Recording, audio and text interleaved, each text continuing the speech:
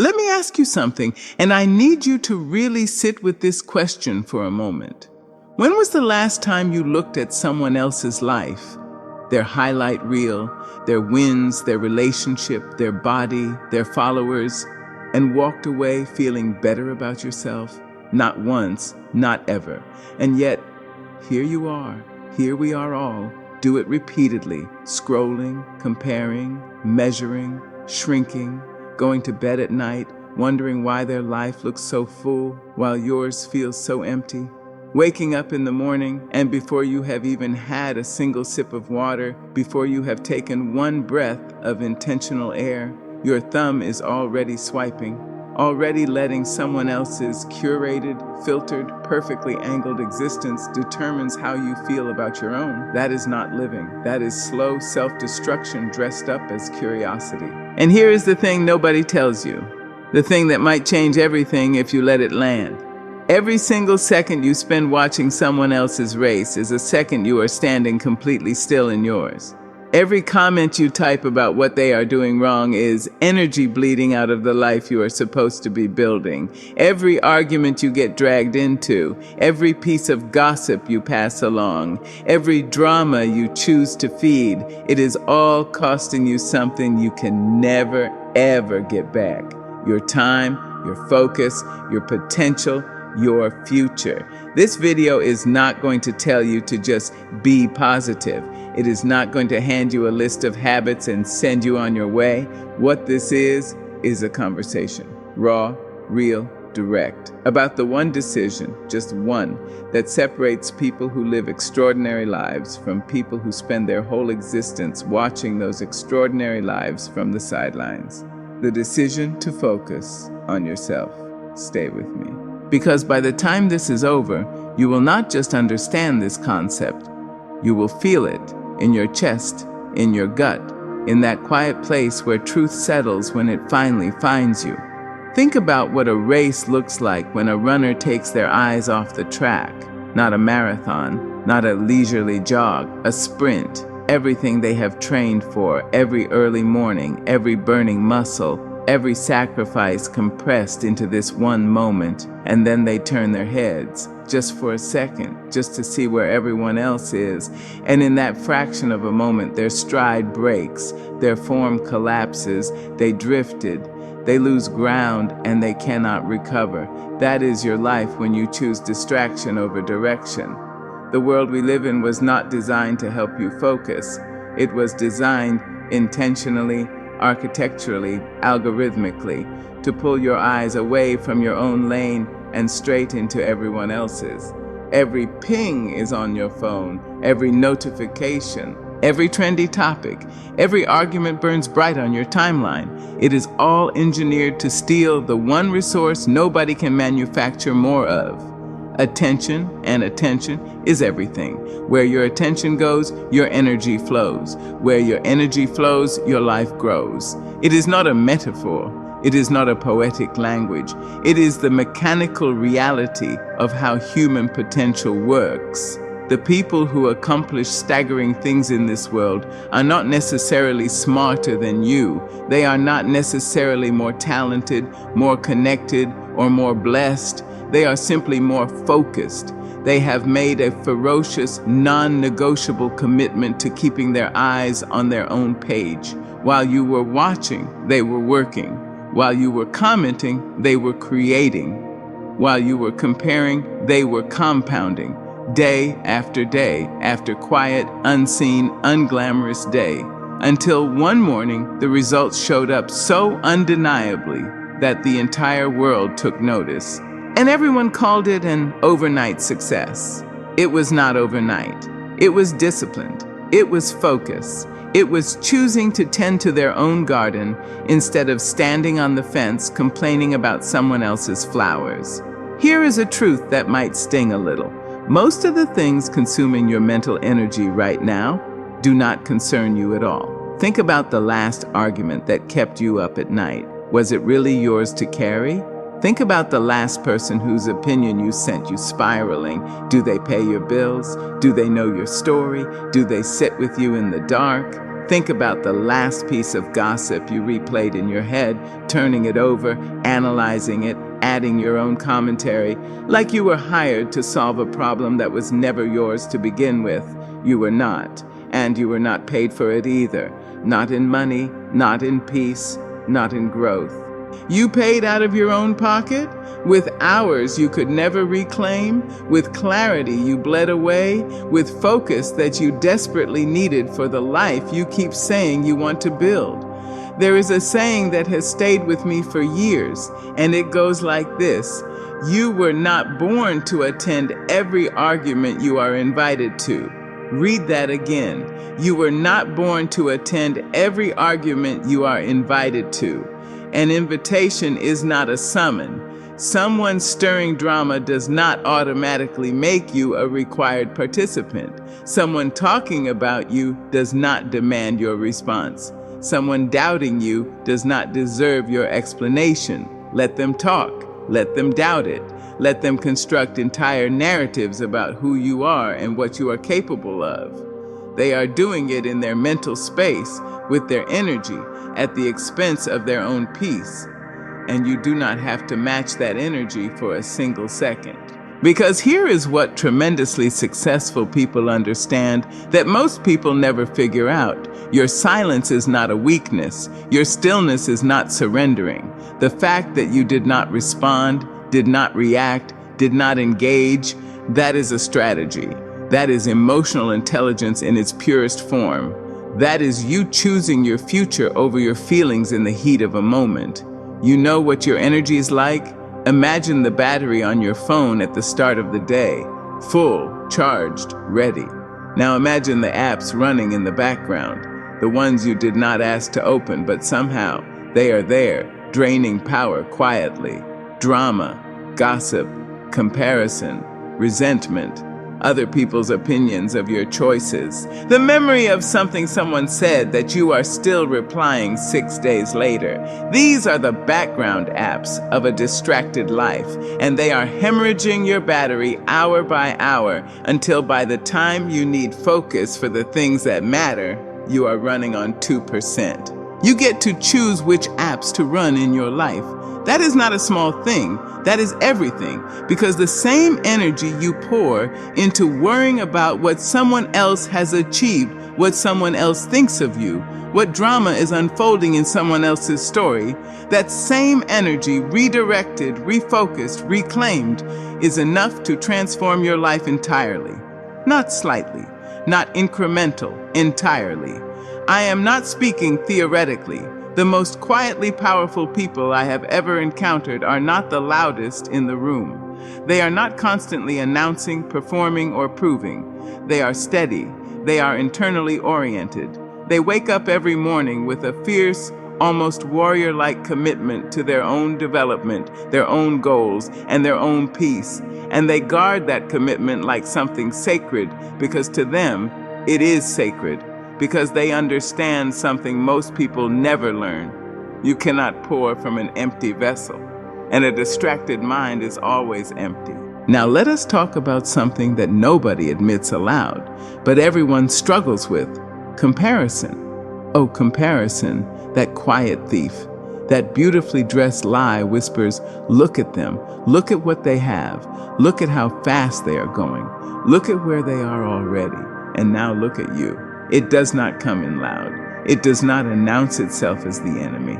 It comes dressed as motivation, as curiosity, as keeping up, as harmless scrolling on a Thursday night.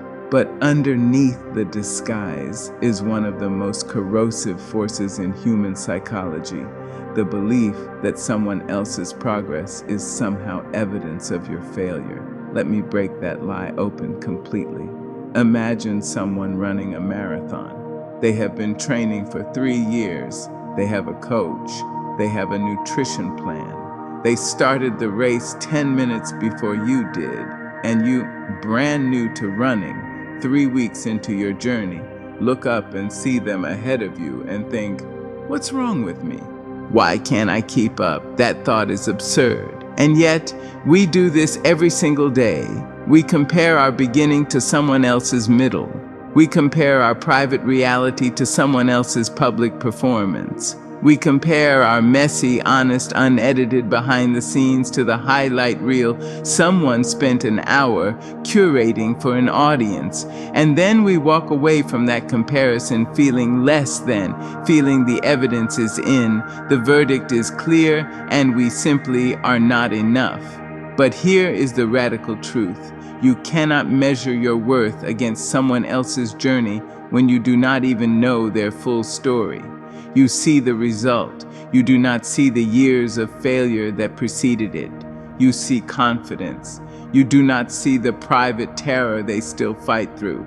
You see the finished painting hanging on the wall. You do not see the hundreds of canvases that were thrown away before this one. Everyone's timeline is different. Everyone's starting point is different. Everyone's path winds through terrain that only they were ever meant to cross. And when you spend your life measuring your path against theirs, you stop paying attention to the extraordinary landscape of your own journey. You miss the turns that were meant specifically for you. You miss the detours that were shortcuts to something deeper. Your only meaningful competition lives inside you. The version of yourself from yesterday, that is who you are racing against. Are you more disciplined than you were last week? Are you kinder, more patient, more courageous? Have you learned something, tried something, risked something, grown in some quiet, private, tangible way? That is progress, and no one else's timeline gets to define it.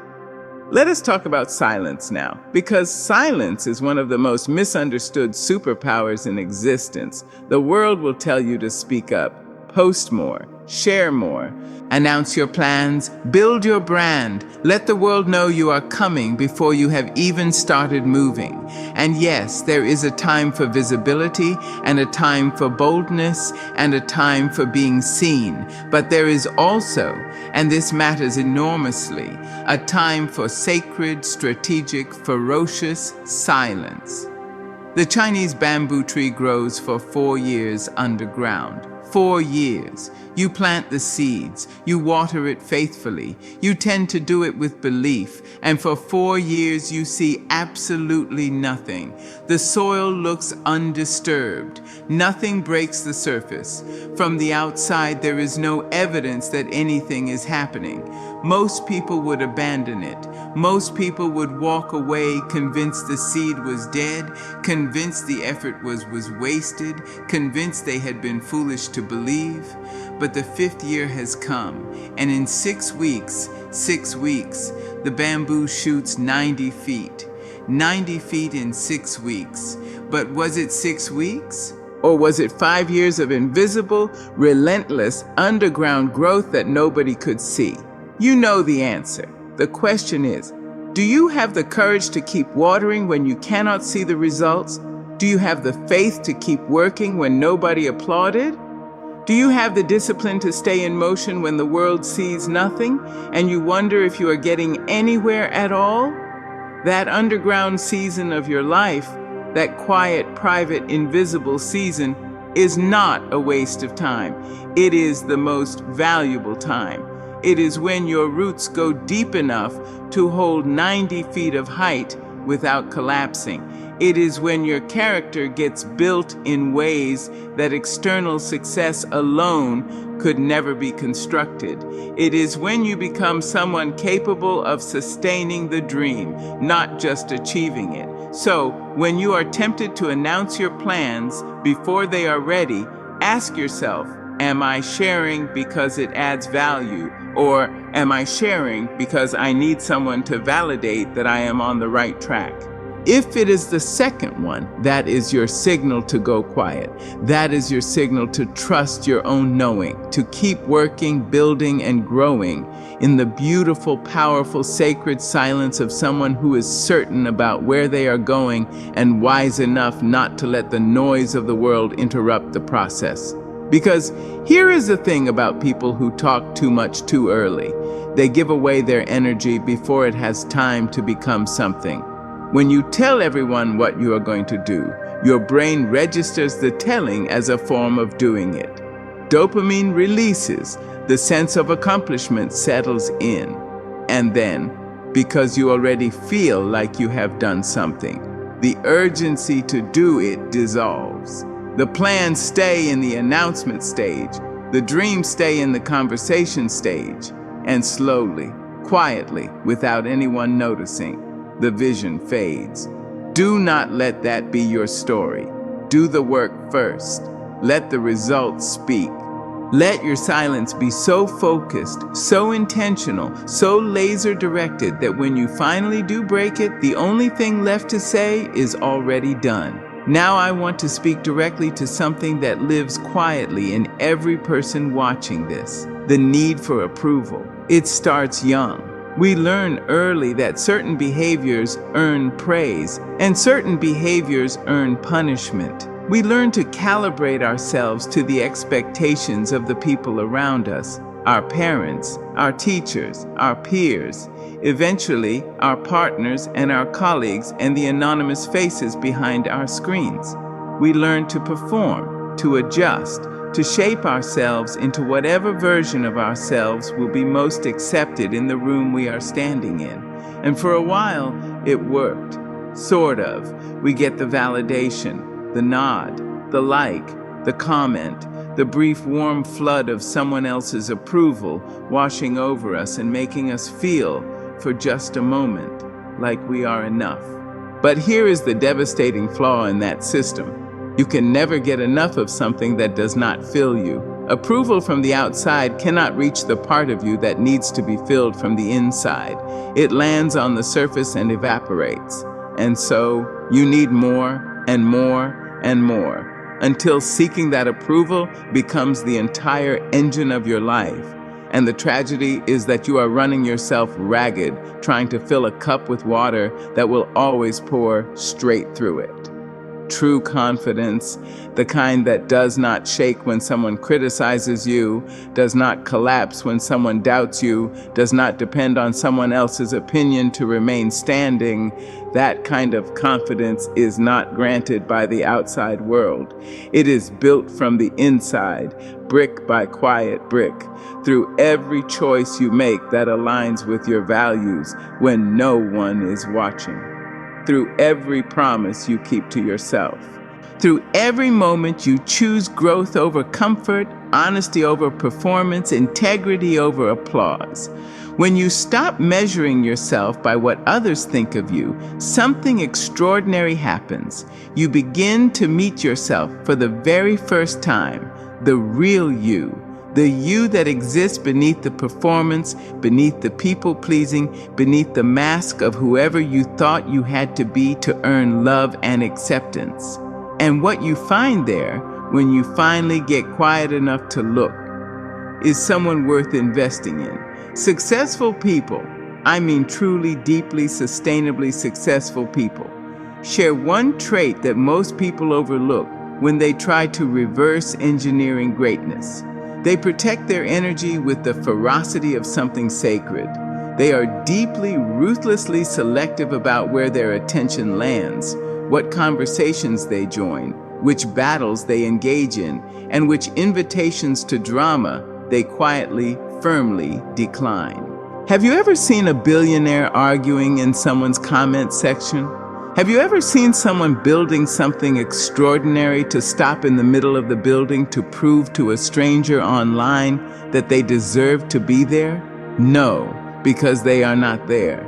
They are somewhere else entirely. Heads down, hands moving, minds locked in on the one thing in front of them. They decided that their time is too precious and their mission too important to dilute with the noise of people who have nothing invested in their success. Think of it this way. Every action you take is either a deposit or a withdrawal. Reading, deposit. Practicing your skill, deposit. Having the hard conversation that moves your life forward, deposit. Sitting in the silence long enough to hear your own inner compass, massive deposit. But then, the other side, arguing about something that will not matter in a week, withdrawal. Scrolling through curated lives at midnight, withdrawal. Replaying someone's critique in your head on a loop until it drowns out your own voice, withdrawal. You do not get infinite funds. The account is limited. And at some point, whether it is this year or a decade from now, you will look back and see with devastating clarity how you spent your currency. What did you build with it? What did you sacrifice for it? What will remain when the withdrawals stop and all that is left is what you invested in? Guard your peace. This is not optional advice. This is not a suggestion for people who have the luxury of time. This is the prerequisite for everything else. You will not build your dream in chaos. You will not discover your purpose in noise. You will not grow into the person you are meant to become while carrying everyone else's drama alongside your own becoming. Peace is not passive. Peace is not the absence of challenge. Peace is an active, chosen, daily defended state of clarity in which your best work, your most honest growth, becomes possible. The happiest people you will ever meet are never the loudest. They are not the ones announcing everything, performing every room, scrambling for every stage. They are quiet ones, the ones who protect their mornings, who is intentional about their circles, who have learned, sometimes through tremendous pain, that not every relationship deserves their depth. Not every conversation deserves their honesty, and not every drama deserves even a single minute of their one irreplaceable life. They have chosen something most people never dare to choose. They have chosen themselves, not out of selfishness, but out of the radical, courageous, deeply loving understanding that a depleted, distracted, fractured version of themselves helps no one, serves nothing, builds nothing, heals nothing. To pour into others meaningfully, they must first be full of themselves. And so they go inward. They do the quiet, unglamorous, deeply necessary work of understanding who they are, what they value, what kind of life they want, not the life that looks impressive from the outside, but the life that feels true from the inside. They tend their own garden with every bit of care and attention most people scatter across every garden but their own. And slowly but undeniably, something extraordinary begins to grow. Let us be honest for a moment. The distractions in your life right now do not appear without your permission. Every scroll, every debate, every gossip cycle you joined, every rabbit hole of other people's business you fell into, somewhere in you, there was a choice. It was a small one. It felt innocent, but it was still a choice. And every choice you make in one direction is a choice you did not make in the other. That is not said to shame you. It is said to liberate you. Because if distraction is a choice, even a subtle, habitual, hard-to-notice one, then so is focused, so is discipline. So is the decision to close the app, put down the phone, quiet the noise, and turn your full, undivided, precious attention back to the life you are living and the person you are becoming. You are not behind. You are not too late. You have not wasted too much time on it to matter anymore. That story is a lie, and you need to stop telling it to yourself right now. Because the moment you choose to focus, really focus, with intention and commitment, and the quiet fire of someone who has finally decided that their own life deserves the energy they have been giving away, the moment that choice is made, everything changes. Not overnight, not without struggle, not without the days when distraction wins and you must start again. But the trajectory changes. The compound interest of small, consistent, focused effort begins to accumulate in ways you cannot fully see yet, but will absolutely one day feel. The bamboo grows underground. The roots go deeper. The foundation gets stronger. And then, in the fullness of whatever timeline is unique, specifically, beautifully yours, it breaks the surface. And nobody who watches it rise will understand how long the growth was happening before anyone could see it. But you will know, because you were there in silence. You were there in the discipline. You were there choosing yourself day after ordinary day, when no one was watching and nothing was happening, and the only thing keeping you going was the unshakable knowing that the work always matters, even when the results have not appeared yet. That is what it means to focus on yourself, not to become selfish, not to close yourself off from the world, but to become so deeply rooted in your own becoming that nothing and no one can blow you sideways. To build a life so full of meaning and direction and honest growth that there simply is no room for the noise that consumes you. You have one life, one, not rehearsal, not a draft, not a version you will look back on someday and get to redo with the wisdom you have accumulated. This is the real thing happening right now in real time, and every single day is asking you the same quiet but enormous question. Where are you going to put your energy into today? Choose wisely.